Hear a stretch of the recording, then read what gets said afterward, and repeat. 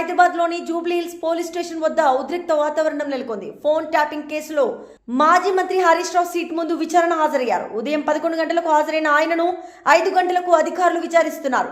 ఈ నేపథ్యంలో పోలీసులు వ్యతిరేకంగా బీఆర్ఎస్ నేతలు పెద్ద ఎత్తున నినాదాలు చేయడంతో తోపులాట జరిగింది. ఎలాంటి అవాంఛనీయ ఘటనలు జరగకుండా పోలీసులు భారీగా మోహరించారు. 2024 మార్చి 10న నమోదైన ఎఫ్ఐఆర్ ఆధారంగా విచారణ కొనసాగుతుంది.